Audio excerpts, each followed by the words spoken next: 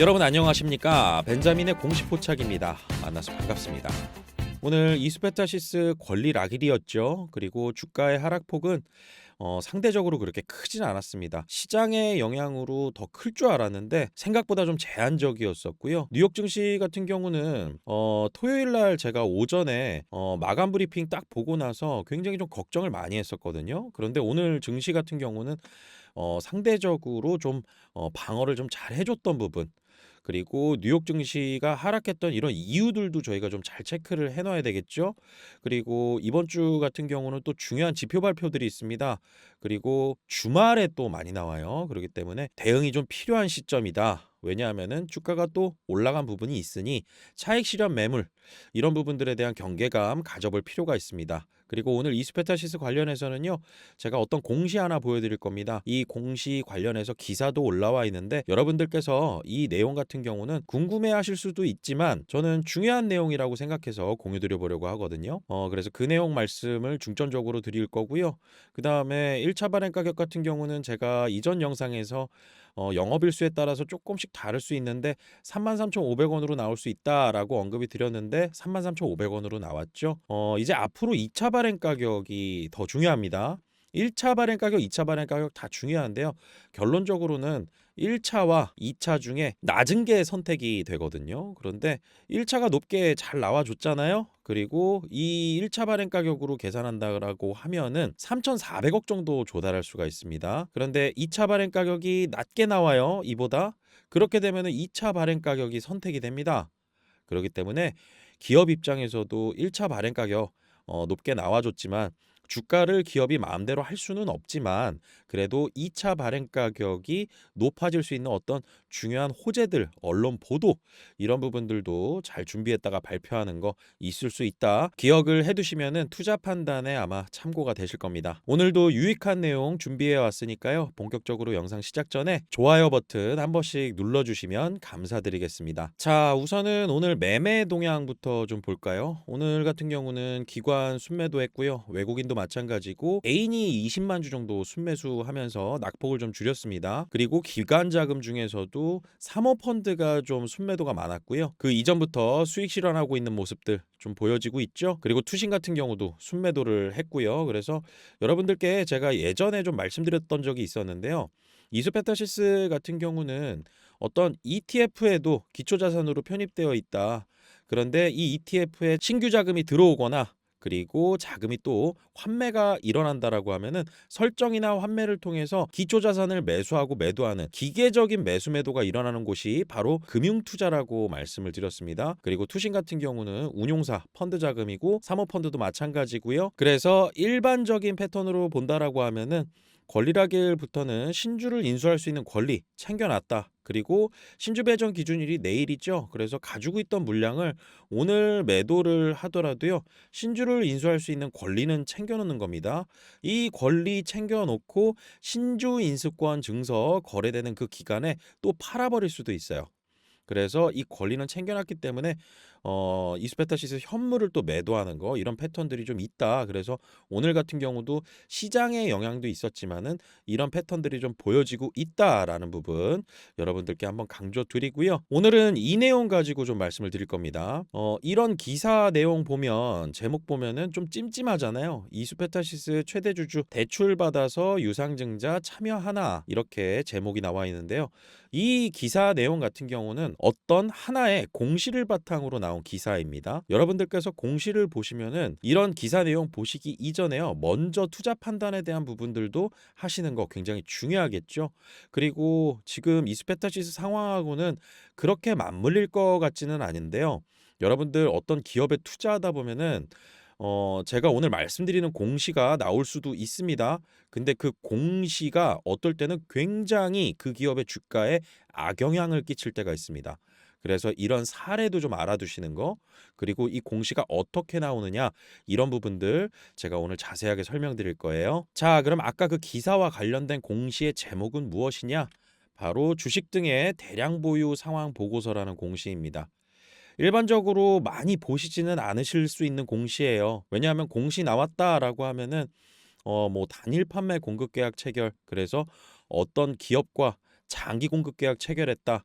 뭐 이런 것들에 대한 호재, 그리고 투자 판단 관련 주요 경영사항. 그래서 뭐 FDA 승인 뭐 신청을 했는데 이게 지금 뭐 결정이 됐다. 뭐 이런 것들 관련해서 많이 보시잖아요. 그런데 이 공시가 어떤 기업에서는 굉장히 안 좋게 영향을 미칠 수가 있고요. 어떤 기업에서는 그렇게 크게 신경 쓰지 않아도 되는 부분이 있습니다. 이수페타시스 같은 경우는 안 좋은 상황을 예상할 것까지는 없어 보여요.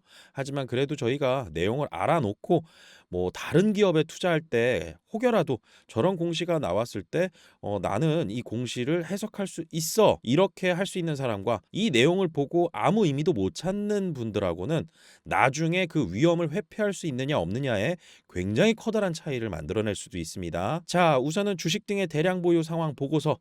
말 그대로 이 주식에 대량 보유를 하고 있는 이런 어떤 주주도 있을 거 아니겠어요? 그런 사람들이 대출을 받거나 아니면은 어떤 계약, 질권 설정 이런 것들이 되어 있는 경우들이 있습니다. 그럴 때 저희는 이런 공시를 통해서 확인할 수 있고요. 공시 의무 대상이기 때문에 중요하다라는 것이죠. 여러분들께서 지금 이 이수가 2월 18일 날 발표한 공시, 이 공시에서 여러분들께서는 어떤 의미를 찾을 수가 있느냐? 우선은 보고 사유를 제일 먼저 봐야 됩니다. 이게 제일 중요해요. 이수페타시스의 최대 주주는 누구죠? 바로 이수입니다. 그래서 이수가 이수페타시스 보유 주식에 대해서 계약 내용 변경이 있다. 그런데 신규로 차입하는 부분이 생겼다. 그래서 이런 공시가 올라오게 된 거죠. 그리고 이런 공시가 나왔을 때는요, 양이 많지는 않지만은 이 좌측에 보유 주식 등에 관한 계약 이걸 클릭하면은요, 바로 내용을 확인할 수가 있습니다. 그래서 계약 여부, 신탁, 담보, 대차, 일임, 장외매매, 공동보유 등 주요 계약이 체결되어 있는지, 그리고 변경됐는지 그 여부를 확인할 수 있는 부분이고, 여기에 있음 이렇게 되어 있으면은 최대 주주가 가지고 있는 지분에, 그리고 이수페타시스의 주식 관련해 가지고 어떤 계약이 체결되어 있구나, 이 부분을 확인할 수가 있는 거죠. 자, 그러면은 어떻게 볼 수 있느냐? 이수가 이수페타시스의 주식을 담보로 체결한 그 주식의 수를 확인해야 됩니다. 그러면은 첫 번째로 이 180만 주가 보입니다. 그리고 두 번째로는 80만 주, 그리고 세 번째 137만 2,340주, 이런 식으로 보여요. 그래서 총 390만 주 정도를 신한은행, 대구은행, 하나은행에서 주식을 담보로 대출을 받았다라는 거죠. 그리고 그 비율, 총수 대비 비율로 보면은 2.85, 1.26, 2.17, 그래서 총 6.28% 비율만큼 대출이 잡혀 있다. 그래서 첫 번째, 두 번째 같은 경우는 계약 기간이 24년도 4월, 그리고 24년도 5월, 이때 벌써 체결을 해놓은 상태이고 기존에 있던 대출이었던 거죠. 그런데 이번에 25년 2월 11일부터 26년 2월 11일까지 2.17%만큼 더 늘어났다.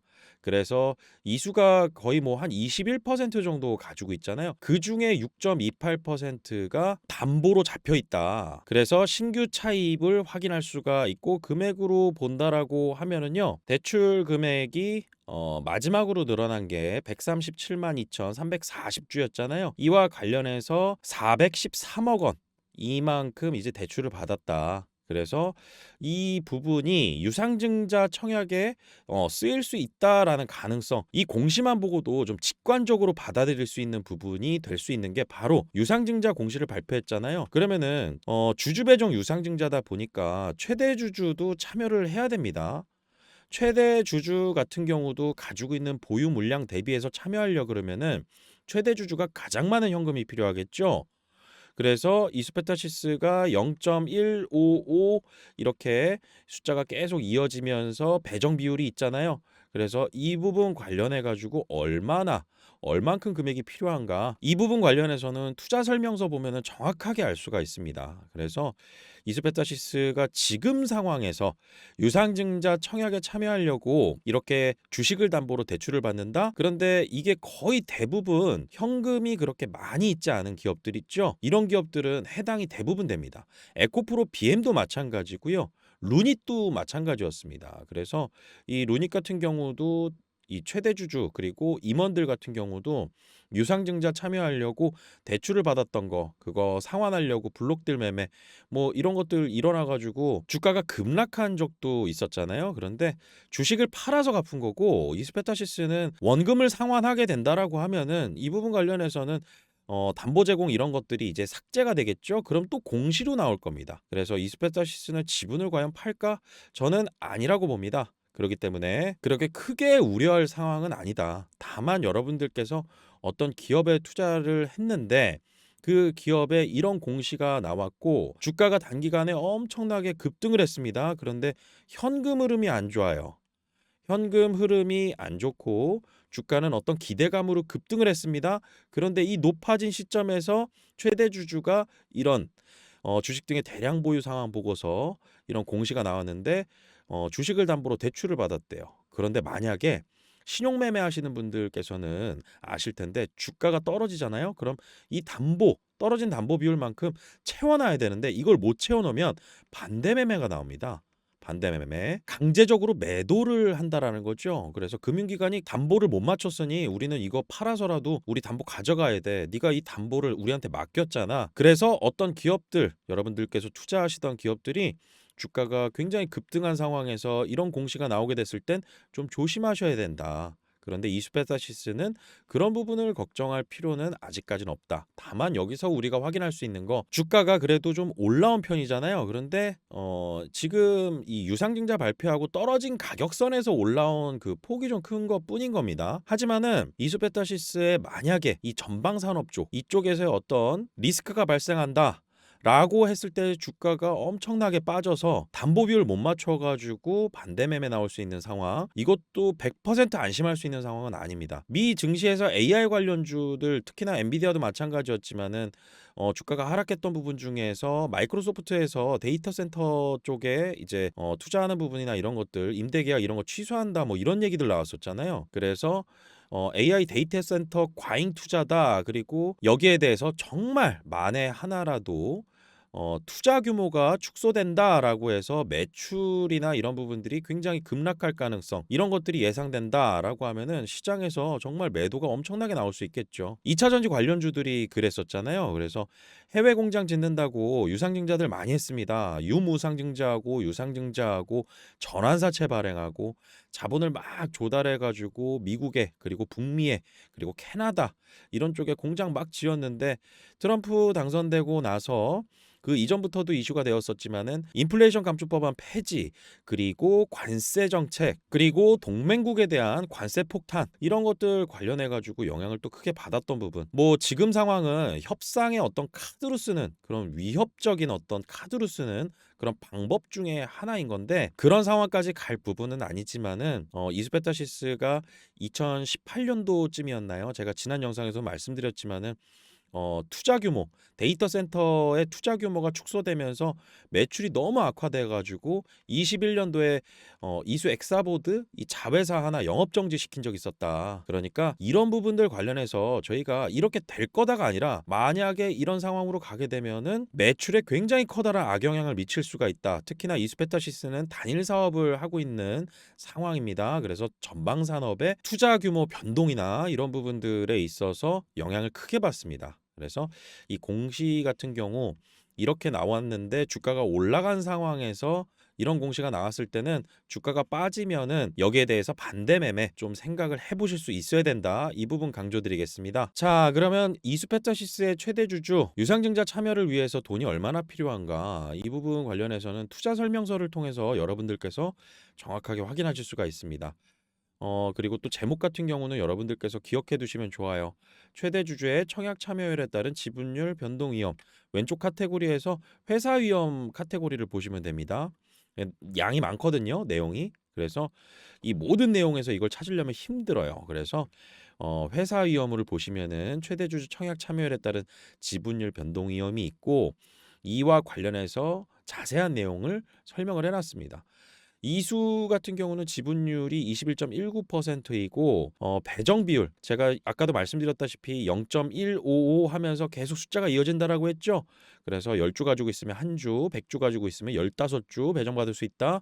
그리고 이 배정 비율에 따라서 208만 9,353주 배정받게 될 예정인데 120% 참여 계획하고 있다.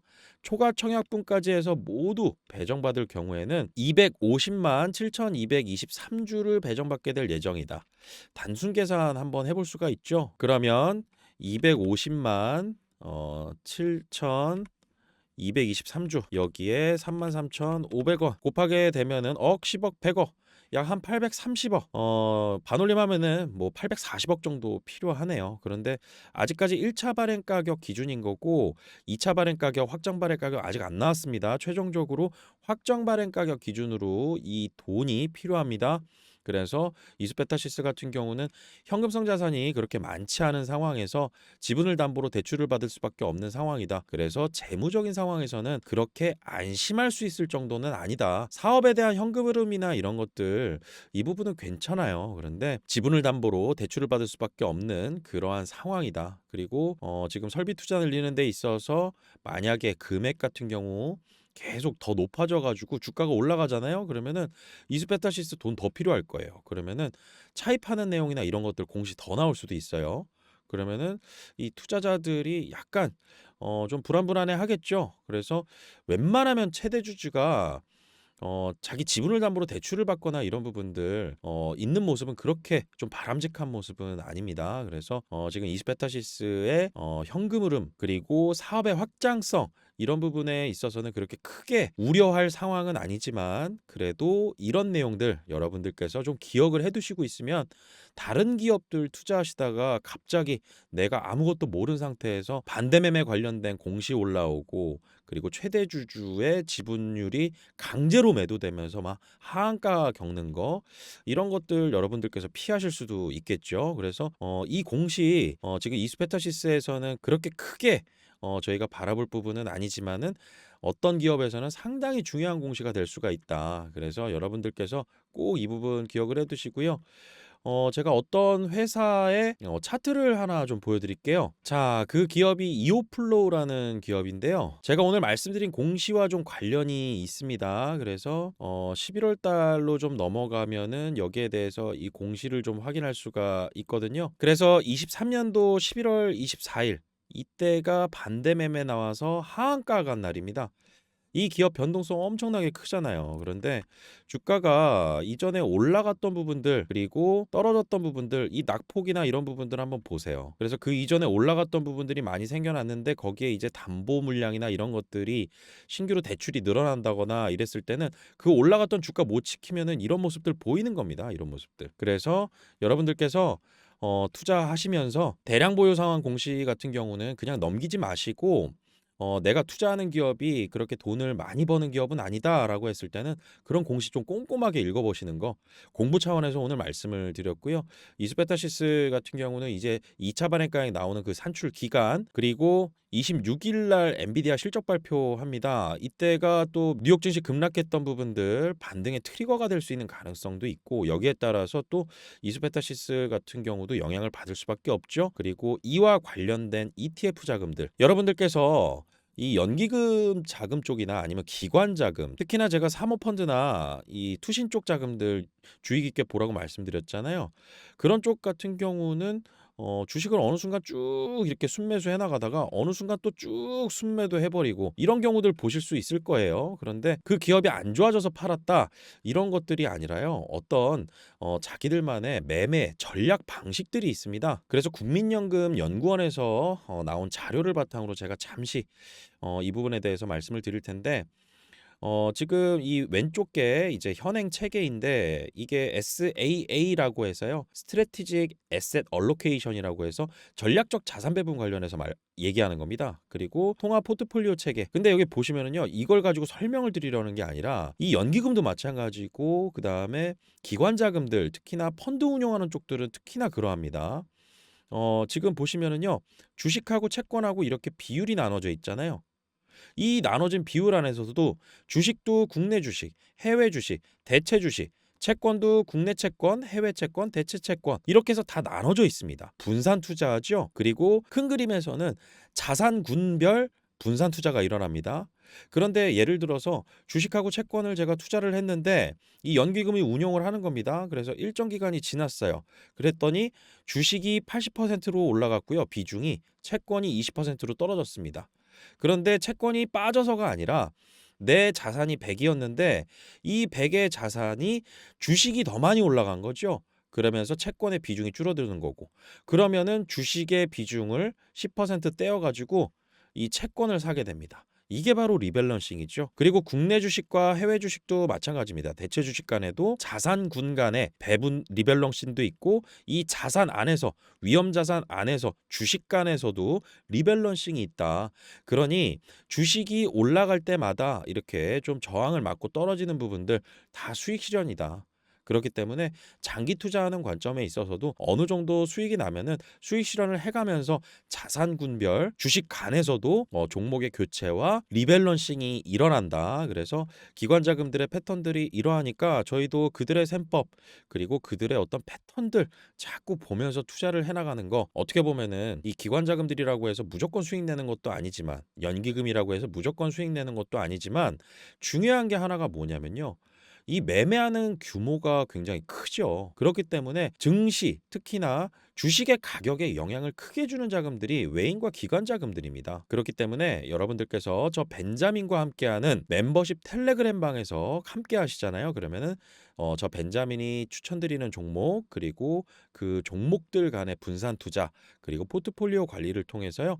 여러분들께서 제가 말씀드리는 대로 그리고 저희가 추천드리는 대로 그 이유와 근거를 통한 수익 실현 그리고 이유와 근거를 통한 종목의 교체 이런 부분들 확인하실 수가 있습니다. 그래서 참여 방법 제가 간단히 말씀드릴 텐데요. 여러분들 제 영상 올라오는 거 보시면 더보기 버튼이 있습니다. 이 더보기 버튼 누르면은요. 참여 방법을 이렇게 영상 설명란에 입력을 해 놓았습니다. 그래서 이 내용 확인하시고 여러분들께서 신청을 해 주시면 되고요. 그리고 이스페타시스 이외에 최근 들어서 발굴한 종목들이 좀 있거든요. 그래서 앞으로 좀 기대되는 어떤 이 종목들이 확인되어서 여러분들께서 빨리 참여하시면은요. 이 종목 관련해서 전략 그리고 또 투자 방향성 그리고 어떤 호재가 있는지 이런 부분들 확인이 가능하실 겁니다. 오늘 영상 끝까지 시청해 주셔서 감사드리고요. 저는 다음 시간에 또 좋은 내용, 유익한 내용으로 찾아뵙도록 하겠습니다.